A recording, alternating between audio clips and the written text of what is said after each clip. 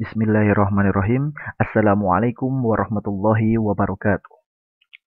Alhamdulillahirabbil alamin.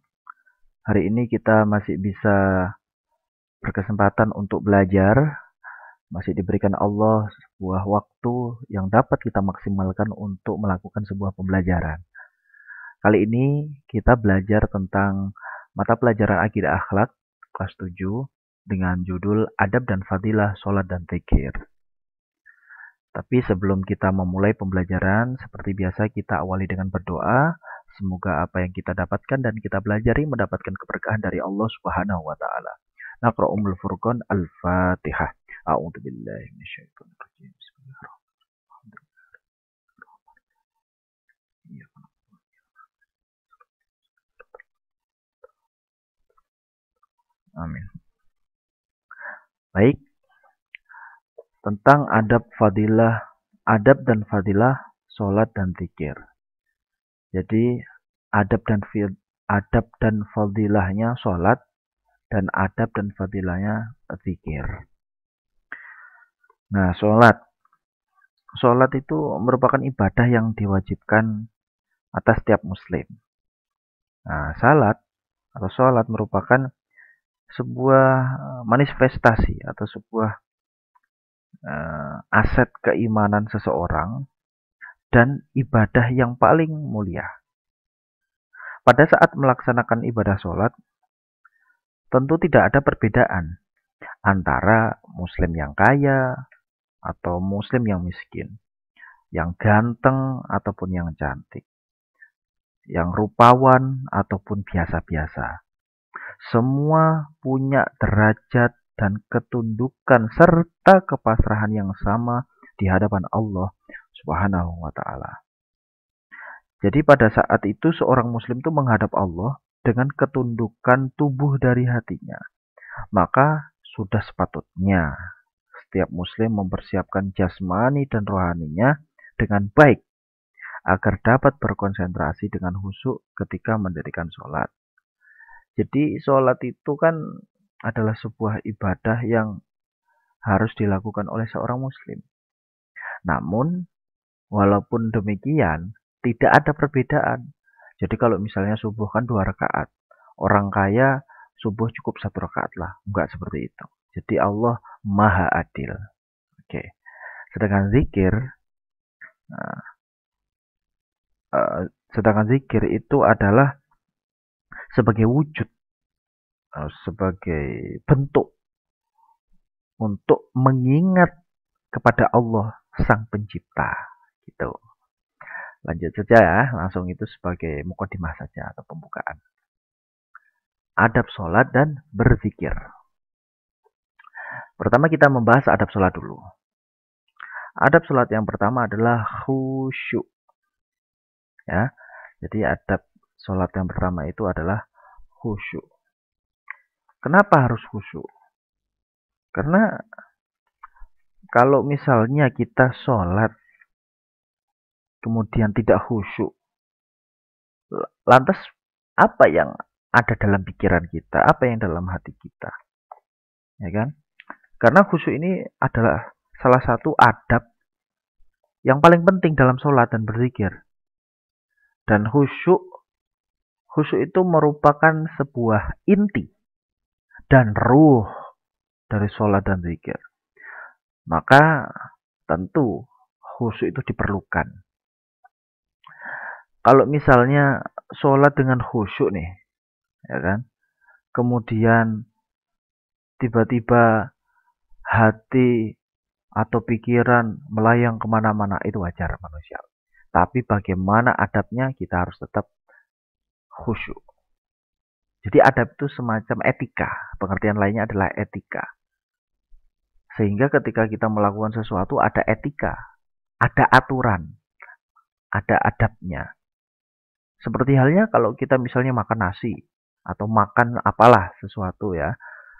Ketika kita makan otomatis kan sambil duduk, kemudian makannya pelan-pelan, tidak terburu-buru, secukupnya. Apa ya pantas makan di tengah jalan, kemudian makanannya dipamerkan ke orang lain yang tidak bisa makan. Ini bahaya. Ini salah satu analogi saja atau contoh saja. Jadi kalau di sholat itu ada pertama adalah khusyuk. Kemudian hati yang ikhlas. Ya, kenapa harus punya atau harus menanamkan hati yang ikhlas terhadap sholat? Ketika kita sholat, kita harus ikhlas, tulus.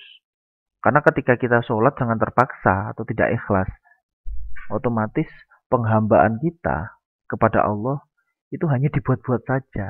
Nah, seperti itu. Ya. Kemudian adab selanjutnya adalah menjaga waktu dan batasan-batasannya. Kita harus bisa menjaga waktu. Misalnya waktunya sholat zuhur ya sholat zuhur. Jangan waktunya sholat zuhur baru sholat subuh. Lah ya nggak bisa gitu. Jadi ada uh, jam dan waktu yang sudah ditentukan. Kemudian apalagi? Menjaga kebersihan dan kesucian tempat sholat dari najis-najis yang ada. Kita misalnya sedang sholat nih, terus sekitar tempat sholat kita itu kotor. Apakah kita diam saja? Apakah kita tenang? Ya enggak toh. Jangankan ketika sholat. Di rumah saja kalau berantakan kan risih juga.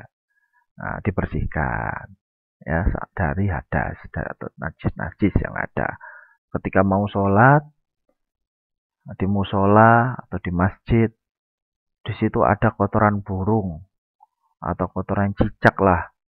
Masa kita biarkan saja? Kita bersihkan, barulah kita sholat. Terus Pak, bagaimana kalau misalnya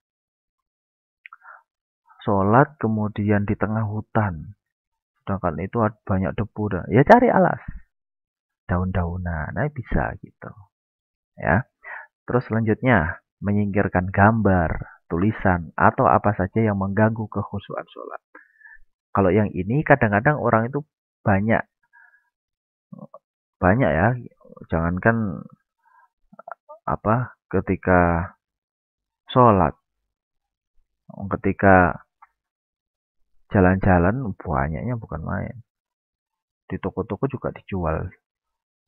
Nah, jadi apa yang saya maksud tadi? Yang saya maksud tadi adalah ketika sholat kalau bisa jangan pakai baju yang ada tulisan-tulisan. Nanti orang itu bikin baca, wah ini jamaah depan.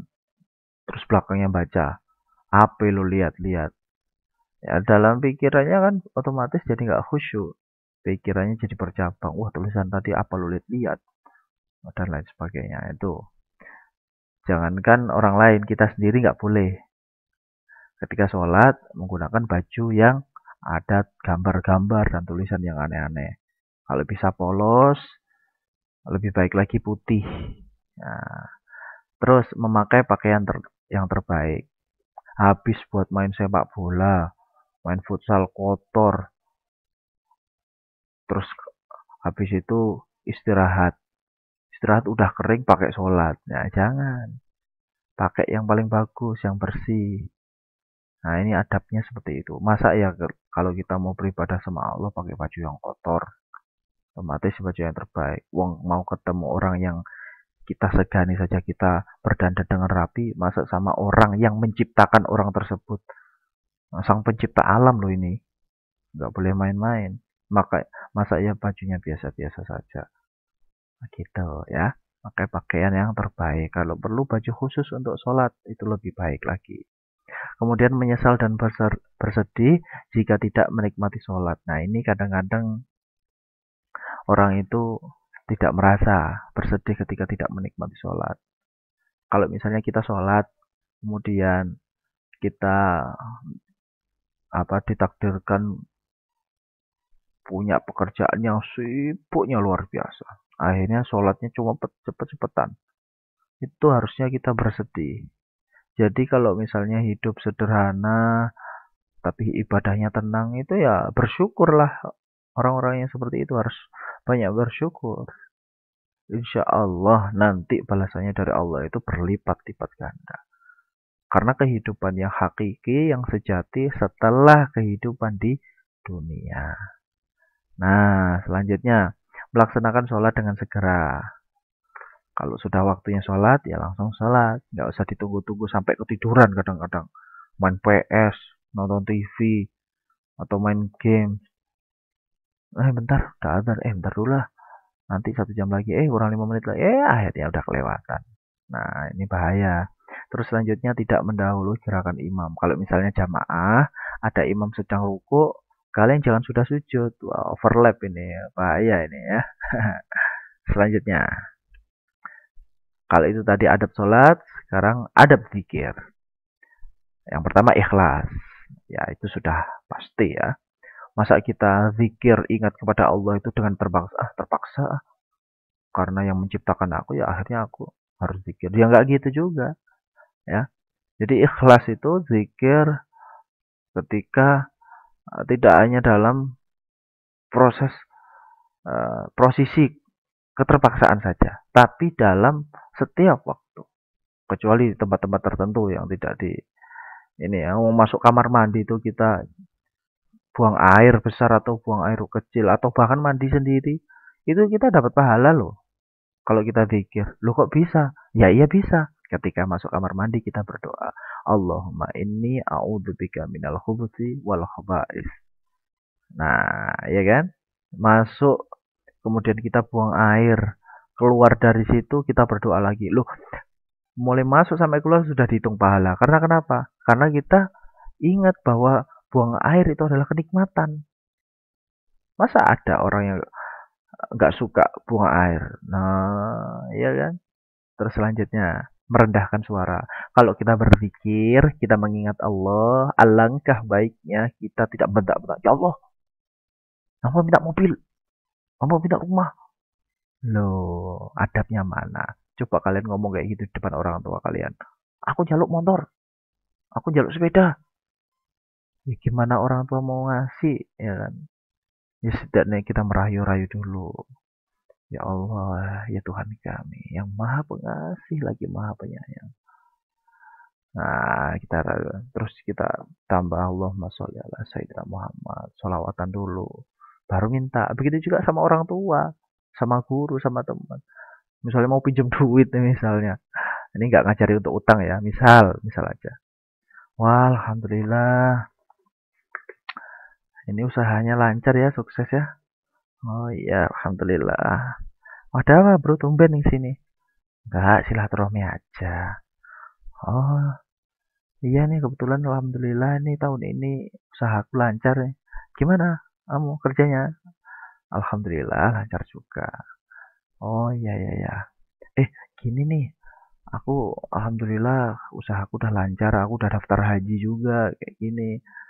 Barangkali kamu juga pengen sukses. Kamu mau usaha apa? Aku pinjemi. Tuh, malah dibukakan jalan. Belum ngomong pada. Coba datang-datang. Gaya, udah sukses. Ya, udah sukses. Lupa sama temen. Gimana mau tiba-tiba ngasih apa namanya? Ngasih pinjaman atau ngasih kepercayaan, ya kan? Nah, dari situ kita harus mengerti bahwasanya merendahkan suara itu bukan hanya sebatas dipelankan suaranya, tapi juga dengan kesopanan dan kelembutan. Itu adabnya zikir seperti itu. Nah, ini sama mintanya sama pencipta langsung alam semesta. Ya, pencipta alam semesta langsung. Bukan kaleng-kaleng. Oke, lanjut. Adab selanjutnya mencoba memahami maknanya. Nah, contoh nih, sholat itu kan termasuk doa juga ya. Ketika berzikir di dalam sholat itu ada banyak zikir. Salah satunya contoh apa ya? Duduk di antara dua sujud. Rabbighfirli warhamni wajburni. Kalau orang yang nggak ngerti artinya, Rabbighfirli, yang ngertinya setengah-setengah. Ya Allah ampuni aku, warhamni, sayangilah aku, wajburni, jeburkanlah aku. Wah, apa itu jeburkanlah aku? Kalau nggak ngerti artinya, jadi kurang meresapi nanti akhirnya ketika berzikir. Wajiburni, cukupkanlah. Nah, itu salah satu gunanya untuk memahami makna makna zikir. Kemudian apalagi doa atau zikir apalagi? Subhanallah, subhanallah, subhanallah. mengucap-ucap kalimat thayyibah, ngelihat sesuatu yang indah-indah, wah pemandangannya indah, wah masya Allah itu ada buah mangga yang indah ranum sekali, kemudian ada bunga yang bermekaran, wah masya Allah. Nah, itu sebuah zikir juga mengingat keagungan Allah dan keesaan Allah, karena tidak ada Tuhan selain Allah. Terus mewangikan pakaian dan tempat ketika zikir kalau bisa. Nah, disinilah peran peran agama yang dapat membuat orang itu menjadi hidup yang lebih baik. An-nadzafatu minal iman. Ya, kebersihan itu sebagian dari iman. Jadi kita itu senantiasa harus bersih. Bukan maksudnya baju baru terus enggak, maksudnya menjaga kebersihan. Kalau misalnya ada kalimat ini udah kotor-kotoran aja nggak apa-apa, yang penting uangmu banyak. Bukan seperti itu. Cara pola atau pola pikirnya tidak seperti itu. Jadi misalnya kita bekerja kotor-kotor itu misalnya, mohon maaf ya, tanpa merendahkan profesi apapun. Misalnya tukang bangunan, angkat-angkat sampai bajunya kotor, ya kan? Nah, bukan bukan di situ maksudnya, ya. Jadi ketika bekerja kemudian sambil Bismillahirrahmanirrahim, angkat batu bata, angkat semen, Allah Akbar. Dalam hati pun nggak masalah, ya. Jadi di sini mewangikan pakaian dan tempat itu tidak semata-mata bajunya bersih, enggak. Cuman dalam keadaan bersih dan wangi. Rasulullah aja pakai parfum loh ya. Jadi pakai wangi-wangian sehingga orang yang dekat sama kita itu tidak merasakan atau tidak apa ya istilahnya. Pokoknya bikin orang lain nyaman. Wah enak nih dikumpul sampai hari ini udah santun. Kalimatnya baik-baik. Oh, enak sudah. Nah, terus apalagi duduk di tempat suci. Zikir. Ya, duduk di tempat suci untuk berzikir. Jangan duduk di tempat yang nggak suci. Karena kalau duduk di tempat nggak suci nanti nggak jadi zikir, mengumpat isinya, sumpah serapah. Alah, apa sih, gitu. Kemudian memilih tempat yang agak sunyi. Lebih enaknya lagi ketika berzikir tempatnya itu sunyi, tidak ada gangguan orang lain.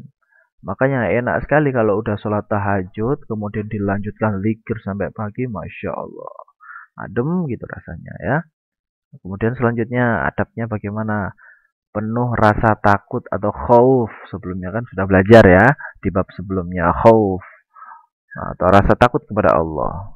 Nah, zikir tidak semata-mata keterpaksaan. Jadi kalau punya rasa khauf atau rasa takut atau khawatir atas azab Allah, tentu kita zikir dengan tenang dan nyaman. Gak mikirkan, oh ini nanti aku akan seperti ini. Sudah. Allah insya Allah sudah siapkan dan sudah memberikan kita yang terbaik untuk kita. Allah itu memberikan apa yang kita butuhkan, tidak hanya sekadar apa yang kita inginkan. Terus adab selanjutnya, merendahkan diri di hadapannya. Setinggi apapun pangkat, jabatan, posisi kita di dunia, kita tetap tidak ada apa-apanya di hadapan Allah. Kita rendahkan diri kita. Kalau kita rendahkan diri kita di hadapan manusia, sungguhlah tidak patut. Kalau di hadapan manusia, cukuplah rendah hati. Kalau rendah diri di hadapan Allah Subhanahu wa taala, karena kita adalah seorang hamba, ya. Kemudian selanjutnya berzikir tidak hanya dengan hati saja tapi juga dengan lisan. Nah, itu tadi. Kalau misalnya melihat pemandangan yang indah, nah, dalam hati sudah zikir, lebih baiknya diucapkan, diungkapkan sehingga ketika yang lain dengar juga mendapatkan kebaikan karena mendengarkan hal-hal yang baik. Adab salat sudah, sekarang adab berzikir sudah. Kemudian hikmahnya sholat dan berzikir. Kalau misalnya kita, nah ini zikir tuh ya, mohon maaf ya belum disampaikan. Zikir ini konteksnya zikir setelah sholat itu. Oke. Dan zikir-zikir yang lain juga dikatakan zikir. Artinya zikir itu adalah mengingat Allah. Nah, di sini ada hikmah atau ada pelajaran apabila kita melakukan sholat dan berzikir. Kalau hikmahnya sholat apa saja? Mendidik disiplin dan menghargai waktu. Tentu saja, kalau kita sholat, kita dididik atau mau belajar bagaimana memaksimalkan waktu yang ada. Kemudian apalagi menjadikan hati tenang. Tentu saja ya, hati tenang karena sholat merupakan hubungan antara hamba dengan sang pencipta. Terus selanjutnya, menyadarkan manusia tentang hakikat dirinya yang merupakan hamba Allah. Tuh. Jadi memang kita harus sadar bahwasanya kita hanya manusia yang diciptakan Allah hanya untuk menyembahnya. Terus selanjutnya menanamkan nilai bahwa tidak ada yang memberi kenikmatan dan pertolongan selain Allah. Nah, selanjutnya dapat menjauhkan diri dari perbuatan keji dan mungkar. Itu ada itu ya, dalilnya ada. Nah, inna sholata tanha anil fahsya wal munkar. Kemudian menjauhkan diri dari sifat sombong. Kalau kita sholat, pasti kita nggak boleh, pasti membuat kita jauh dari sifat sombong. Kalau sholatnya benar loh ya, kalau sholatnya benar, bukan hanya sholat-sholatan. Sholat-sholatan itu hanya sekedar sholat, yang menggugurkan kewajiban. Bukan karena kebutuhan. Karena kalau sholat benar, dia pasti nggak sombong. Kok bisa gitu? Loh ya, bayangkan ya. Ada seorang presiden, sholatnya apa namanya? Sholatnya benar, sholatnya benar. Dia nggak akan sombong, nggak akan mentang-mentang. Kalau sholatnya nggak benar, ketika ruko misalnya, pas ruko itu kan pantat dan kepala sejajar tuh. Apalagi sujud, sejajar tanah. Kalau orang sombong mungkin ketika ruko dia agak dinaikkan biar nggak sejajar dengan pantatnya. Padahal harus lurus, oh, ya kan? Itu salah satu uh, hikmah dari sholat. Kemudian membuat orang, ah ini hikmah zikir sekarang, hikmah sholat sudah, sekarang hikmah zikir. Membuat orang lebih bersemangat untuk berusaha, hati menjadi tenang. Ala bidzikrillahi tatmainnul qulub. Kemudian bersabar dan ulet menghadapi masalah apapun. Terus mempunyai harapan-harapan hidup yang tersimpan dalam jiwa. Kemudian menjadikan diri semakin dekat dengan Sang Pencipta dan menjadikan diri kita sebagai orang yang rendah hati dan tidak sombong. Intinya dari hikmah sholat dan berzikir, kita semakin dekat sama Allah, tidak ada rasa angkuh dan kesombongan kita hidup di dunia. Karena sesungguhnya Allah ciptakan kita hanya untuk menyembahnya. Ya. Alhamdulillahirabbil alamin. Kita sudah belajar tentang adab, kemudian fadilah sholat dan zikir. Semoga mendapatkan keberkahan dari ilmu yang kita dapatkan. Amin. Mungkin sampai sini saja penjelasan singkat terkait mata pelajaran akidah akhlak. Ya. Semoga sukses. Wassalamualaikum warahmatullahi wabarakatuh.